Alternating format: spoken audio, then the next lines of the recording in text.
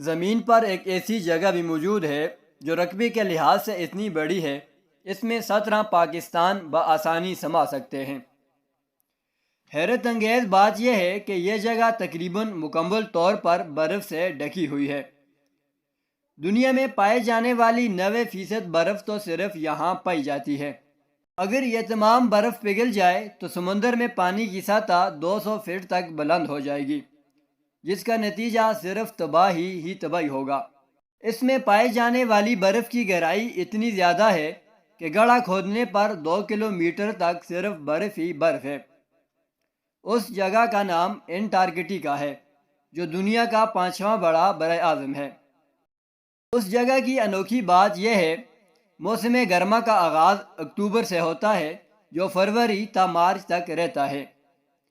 یعنی ہمارے ہاں جب موسم سرما کا آغاز ہو رہا ہوتا ہے تو وہاں موسم گرما کی آمد ہوتی ہے، مگر وہاں شدید سردی پڑنے کی وجہ سے وہاں کا موسم گرما ہمارے ہاں موسم سرما سے بھی زیادہ ٹھنڈا ہوتا ہے، کیونکہ وہاں موسم گرما میں بھی ٹمپریچر عموماً -°C تک ہوتا ہے۔ دنیا میں سب سے کم ٹمپریچر ریکارڈ کیا گیا وہ کہیں اور نہیں بلکہ انٹارکٹیکا میں ہی ریکارڈ کیا گیا۔ یہ ٹمپریچر 2010 میں سیٹلائٹ کی مدد سے ریکارڈ کیا گیا، جو کہ -93.2°C تھا۔ انٹارکٹیکا دنیا کی ایسی جگہ یا شاید واحد ایسی جگہ ہے جہاں پر سیر و تفریح کے لیے جانے کے لیے ویزا درکار نہیں ہے۔ جب ہم کسی بیرون ملک جاتے ہیں تو ہمیں ویزا کی ضرورت ہوتی ہے، مگر چونکہ انٹارکٹیکا کسی ملک کی ملکیت نہیں ہے، یعنی کسی بھی ملک کی حکومت انٹارکٹیکا کو کنٹرول نہیں کرتی، اس کے لیے ویزا کی ضرورت نہیں ہے۔ مگر یہ بھی یاد رہے کہ جب آپ کسی ملک میں سے ہو کر انٹارکٹیکا جائیں گے تو اس کے لیے ویزا کی ضرورت ہوگی۔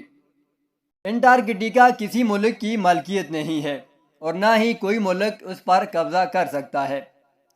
کوئی ملک انٹارکٹیکا میں ایٹمی تجربات نہیں کر سکتا اور نہ ہی وہاں نیوکلیر فضلہ ٹھکانے لگا سکتا ہے۔ کوئی ملک وہاں پر فوجی اڈے قائم نہیں کر سکتا۔